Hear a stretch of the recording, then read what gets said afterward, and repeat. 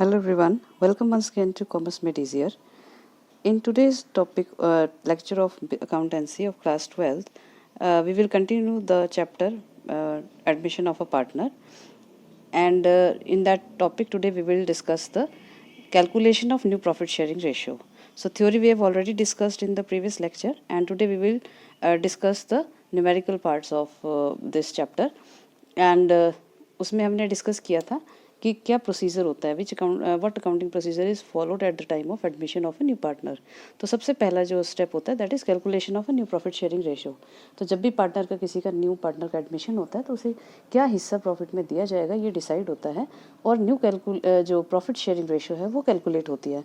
तो there are various methods of calculating the new profit sharing ratio, and we will discuss these methods with the help of some examples. So when a new partner is admitted in the business, he acquires his share in the profits from the old partners in the pre-decided ratio. तो normally क्या होता है, जब partner admit होता है, नया partner आता है बिजनेस में, उसको जो है, क्योंकि प्रॉफिट तो हमारे पास वही पुराना है जो हमारे पास ऑलरेडी शेयर है, उसी में से पार्टनर्स जो हैं old partners, they will give some share of their profits to the new partner. तो किस प्री डिसाइडेड रेशो होती है, पहले से डिसाइड होता है हम किस रेशो में देंगे, या कई बार हो सकता है ना भी डिसाइडेड हो. तो अलग अलग कंडीशन में हम कैसे प्रॉफिट शेयरिंग रेशो कैलकुलेट करेंगे वो हम आगे डिस्कस करेंगे. If nothing is mentioned in the deed, the new partner acquire is share from the old partners in their old profit sharing ratio. तो कई बार अगर मान लीजिए कोई सिर्फ ये कह दिया गया कि पार्टनर आ गया है और उसे 1/3 शेयर हम दे रहे हैं, 1/5 दे रहे हैं, जो भी है, मगर कौन पार्टनर, जो ओल्ड पार्टनर है, कौन कितना सेक्रीफाइस कर रहा है नए पार्टनर के लिए, ये मेंशन नहीं है. तो हम ये मान के चलते हैं कि जो ओल्ड प्रॉफिट शेयरिंग रेशो है उनके, उसी रेशो में उन्होंने सेक्रीफाइस किया है, यानी कि न्यू पार्टनर को उसी शेयर रेशो में उन्होंने अपने शेयर दिया है. तो let us understand this situation with the help of some examples. तो हम अलग अलग एग्जांपल्स लेंगे और उसमें देखेंगे कि किस तरीके से अगर क्या सिचुएशंस होती हैं, फिर उसमें अलग अलग सिचुएशंस में हम न्यू प्रॉफिट शेयरिंग रेशियो कैसे कैलकुलेट करते हैं. So let us start. Question is हमने जो लिया है that is A and B are partners sharing profit and losses in the ratio 3:2. तो ए बी दो पार्टनर्स हैं, उनकी प्रॉफिट शेयरिंग रेशियो 3:2 है. They admitted C as a new partner. तो उन्होंने सी को नया पार्टनर बनाया है with share of 1/3 in the profits. तो उन्होंने 1/3 शेयर के लिए उसको पार्टनर बनाया प्रॉफिट्स में. Calculate the new profit sharing ratio of the partners after the admission of new partner C. तो you have to calculate the new profit sharing ratio after the admission of C. So if there are various cases given here. तो first case क्या दिया हुआ है, if nothing is mentioned about the sacrifice of the old partners. तो मान लीजिए जो हमने ऊपर भी डिस्कस किया था कि मान लीजिए ये तो है कि पार्टनर आया है, 1/3 शेयर उसको दिया जाएगा, मगर ए और बी ने किसने सेक्रीफाइस कितना किया है ये इसमें मेंशन नहीं है. तो अब हम उसके लिए न्यू प्रॉफिट शेयरिंग रेशियो कैसे कैलकुलेट करेंगे. So let us start. तो we have given that old ratio of A and B is 3:2. Then total suppose total profit of the firm is 1. तो हमने टोटल प्रॉफिट जो है whole उसको हमने 1 मान लिया है. देन रिमेनिंग शेयर जो ए और बी के लिए रिमेनिंग शेयर बचेगा सी को देने के बाद वो क्या होगा, 1 minus that is total profit में से हमने माइनस कर दिया 1/3 share of C new partner. तो बचा हुआ शेयर क्या होगा, 2/3. तो ये 2/3 जो शेयर होगा it will be distributed among the old partners in the old ratio. तो ए का जो न्यू रेशियो होगी वो क्या हो जाएगी, 2/3 जो हमारा पास बचा हुआ शेयर है प्रॉफिट का, वो हम उनकी ओल्ड रेशियो में ही वो जो शेयर लेंगे 3/5 का जो शेयर था उनका पुराना शेयर. तो 2/3 का 3/5 ए को मिलेगा, यानी कि 6/15 हो जाएगा. और इसी तरीके से बी जो है उसको 2/3 शेयर, ये वाला जो शेयर है इसका 2/5 जो उसकी रेशियो है 3:2, तो उसका 2/5 जो इसको मिलेगा वो हो जाएगा 4/15.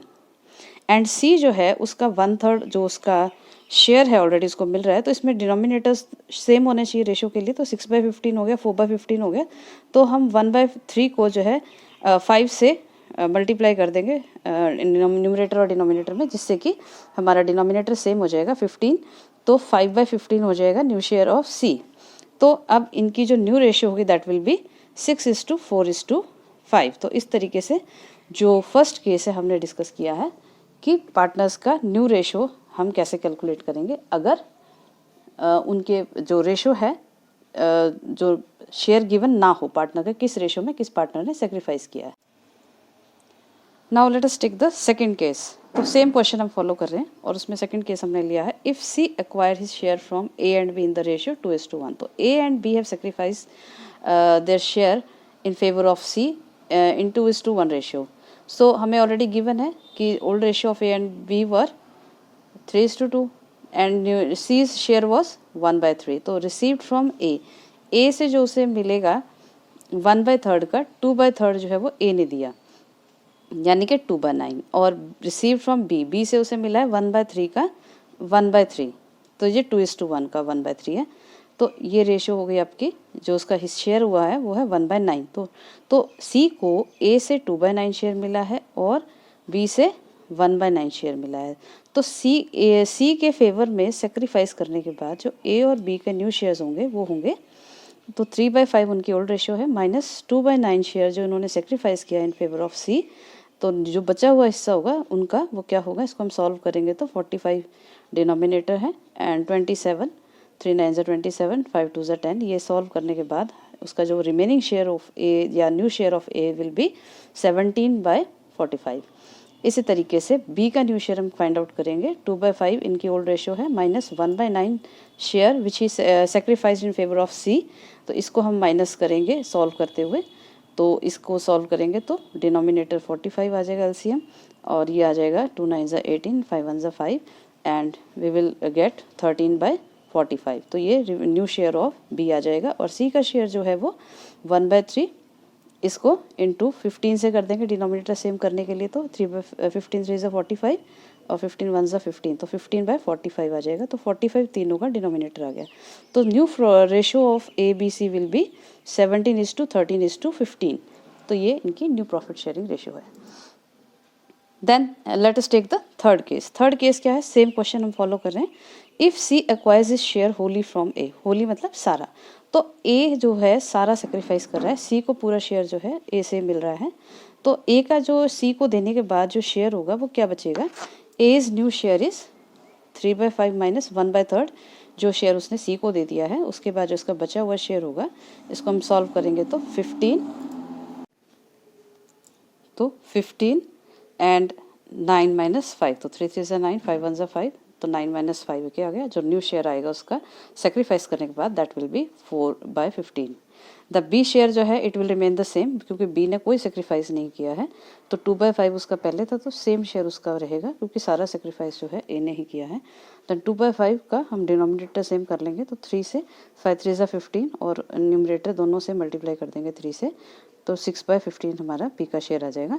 एंड सी का शेयर जो है वो 1/3 उसको दिया गया है, जो वो उसको भी हम डिनोमिनेटर सेम कर लेंगे तो 5 से मल्टीप्लाई कर देंगे न्यूमरेटर और डिनोमिनेटर दोनों से, तो 5/15 जो है सी का शेयर आ गया। तो new profit sharing of A B C will be 4:6:5। तो इस तरीके से थर्ड केस हमारा सॉल्व हो जाता है। Now let us solve the fourth case. तो फोर्थ केस हमारा जो होगा, if A acquires his share wholly from B, अगर वो पूरा शेयर बी से लेता है तब हम न्यू रेशियो कैसे कैलकुलेट करेंगे। तो a new share it will remain the same 3/5 है इसका। बी का जो न्यू शेयर होगा 2/5 माइनस 1/3 यानी कि जो सी को शेयर उसने दिया है उसके बाद उसका रिमेनिंग शेयर क्या होगा, इसको हम सॉल्व करेंगे। 5 3 15 एंड 6 माइनस 5 ये आपका न्यूमरेटर से सॉल्व हो जाएगा। तो 1/15 आपका बी का शेयर बचेगा after sacrificing share in favour of C. तो ये 1/15 है इसका। तो ए का जो हम इसको डिनोमिनेटर को सेम कर लेंगे न्यूमरेटर को भी, तो 5 3 15 आ जाएगा और 3 3 9 ये आ जाएगा। इसी तरीके से सी का कर देंगे हम 1/3 इंटू 3 5 15 हो जाएगा, 1/5 1 5 हो जाएगा। तो 5 और 15, तो ये हमने जो डिनोमिनेटर्स हैं वो तीनों सेम होने चाहिए रेशो, तभी हम इसकी रेशो बना पाते हैं। तो जो न्यू प्रॉफिट शेयरिंग रेशियो होगी दैट विल बी 9:1:5। अब इसको ज़्यादा लोएस्ट ये फॉर्म है, इसको और ज़्यादा रेशियो में हम रिड्यूस नहीं कर सकते हैं। तो कई बार रेशियो का ज़्यादा होती है तो इसे हम लोएस्ट रेशियो तक, अमाउंट तक इसको रिड्यूस कर देते हैं। लोएस्ट फॉर्म जो है वो इसकी ली जाती है। Now let us take the fifth case. If C acquire his share equally from A and B. तो कई बार क्वेश्चन में दिया होता है कि जो सेक्रीफाइस है दोनों ने बराबर किया है, ए और बी ने बराबर इन्होंने सेक्रीफाइस किया है सी के फेवर में। तो उस केस में हम रेशियो से कैलकुलेट करते हैं new ratio. C share is given 1/3, then 1/3 का हाफ जो है दैट इज 1/6। तो 1/3 का आधा कितना हुआ, 1/6 हो गया। तो दोनों पार्टनर्स ए और बी ने अपना अपना शेयर जो है 1/6 ए ने सरेंडर किया है और 1/6 बी ने किया है। तो न्यू रेशियो जो होगी, ए की नया शेयर क्या होगा, 3/5 में से 1/6 जो उसने सी को दे दिया माइनस करने के बाद, तो ये आ गया आपका एलसीएम इसका 30 ले लिया और 6 3 18 5 1 5, ये माइनस करने के बाद 13/30 उसका नया हिस्सा बनता है। देन बी का न्यू शेयर क्या बचेगा, 2/5 उसका ओल्ड शेयर है, माइनस 1/6 इसने सी को दे दिया है। तो अब उसके बाद देने के बाद जो उसका रिमेनिंग शेयर क्या होगा, तो ये हो गया 30 और 6 2 12 5 1 5 और ये हो गया इसका 7/30। तो ये बी का न्यू शेयर हो गया। और सी का शेयर जो है 1/3 ही है, तो इसको हम सेम कर लेंगे, डिनोमिनेटर को 10 से मल्टीप्लाई कर देंगे, तो 10 जो है ऊपर और 30 नीचे आ जाएगा। तो ये इसकी न्यू शेयर हो गया सी का। तो 13/30 ए का, 7/30 बी का और 10/30 सी का न्यू शेयर है। तो new ratio, profit sharing ratio of A B C will be 13:7:10। Now let us discuss the sixth case. A and B are partners sharing profit and losses in the ratio 3:2। तो same situation हमने ली है, ए भी दो partners हैं, 3:2 उनकी profit sharing ratio है। They admitted C as a partner in the firm, तो उन्होंने सी को एक न्यू पार्टनर के रूप में एडमिट किया है। A surrender 3/25 of his share in favour of C.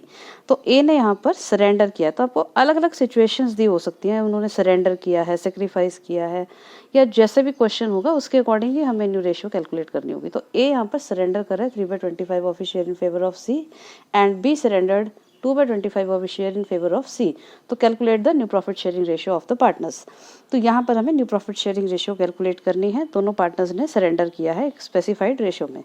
तो सी ए का जो न्यू शेयर होगा, क्योंकि इसमें देखिए, इसमें कभी मल्टीप्लाई करते हैं हम, फिर निकालते हैं उसको शेयर को, और फिर हम उसके शेयर में से, ओल्ड पार्टनर के शेयर में से माइनस करते हैं, या कई बार हम डायरेक्ट माइनस करते हैं। ये कैसे पता चलेगा कब हमें मल्टीप्लाई करके सॉल्व करना है, कब हमें डायरेक्ट माइनस करना है। अगर न्यूमरेटर और डिनोमिनेटर में बहुत ज़्यादा गैप होता है, जैसे यहाँ पे 3 और 2 है, तो 3/5 या 2/5 होता तो हम इसको डायरेक्ट इसका मल्टीप्लाई करते, जैसे 3/5 का 3/5 निकालते। या अब यहाँ पर जो है डिनोमिनेटर ज़्यादा है और न्यूमरेटर कम है, तो हम इसको डायरेक्ट माइनस कर देंगे, मतलब कि ऑलरेडी सॉल्व्ड है, तो हमें इसको सीधा माइनस कर देना। अगर डिफरेंस ज़्यादा नहीं है तो फिर हम उसका शेयर मल्टीप्लाई करके उसको शेयर को निकालेंगे, फिर उस शेयर को हम पार्टनर्स के, ओल्ड पार्टनर्स के शेयर में से माइनस करेंगे। तो यहाँ पर क्योंकि डिनोमिनेटर बहुत ज़्यादा है, न्यूमरेटर बहुत कम है, तो इसलिए हम इसको डायरेक्ट माइनस कर देंगे। तो 3/5 जो है ए का न्यू शेयर कैसे निकालेगा, ओल्ड शेयर है 3/5, उसमें से 3/25 जो है उसने 3/25 किसको दे दिया है, सी को दे दिया है। तो remaining share of A will B, तो 25, इसका एलसीएम आ गया है 5 3 15 एंड 3 यहाँ पे आ जाएगा, और ये आ गया आपका 12/25 new share of A. Then B का न्यू शेयर क्या होगा, 2/5 ओल्ड शेयर है, उसमें से 2/25 उसने सरेंडर कर दिया इन फेवर ऑफ सी, उसको माइनस करने के बाद यू विल गेट 25 10 - 2, तो 5 5 5 25, 5 2 10 यहाँ पे आ गया, और ये आपका 2 आ गया, 25 1 25, और ऊपर मल्टीप्लाई हो जाएगा 2 1 2, तो ये आपका 10 - 2 आ जाएगा 8/25। तो इस तरीके से ये माइनस हो गया। देन सी का न्यू शेयर, क्योंकि हमारे यहाँ पर ये गिवन नहीं है कि कितना शेयर उसको दिया जा रहा है, तो हम क्या करेंगे, जो ए और बी सरेंडर कर रहे हैं शेयर, उसको डायरेक्ट प्लस कर देंगे। तो 3/25 जो उसे ए से मिल रहा है और बी से उसे मिल रहा है 2/25, तो दोनों को ऐड करके 5/25 शेयर उसको मिल रहा है। तो न्यू रेशियो जो उनकी कैलकुलेट हुई है, new profit sharing ratio of partner A B C will be 12:8:5। This is the new profit sharing ratio of partners. तो आज हमने बहुत सारे केसेस डिस्कस किए हैं of calculating the new profit sharing ratio. Which method you will use depends upon the information provided in the question. तो किस method को हमें यूज़ करना है, आपको सरेंडर कहा गया है तो सरेंडर के हिसाब से करना है, जो भी इंफॉर्मेशन हमें गिवन होगी उसके हिसाब से हमें ये क्वेश्चंस सॉल्व करने होंगे। तो you have to do more practice of this questions and आज का आपको ये लेक्चर कैसा लगा हमें ज़रूर बताइए, और हमारे इस वीडियो को लाइक कीजिए, शेयर कीजिए और चैनल को सब्सक्राइब कीजिए। Thank you.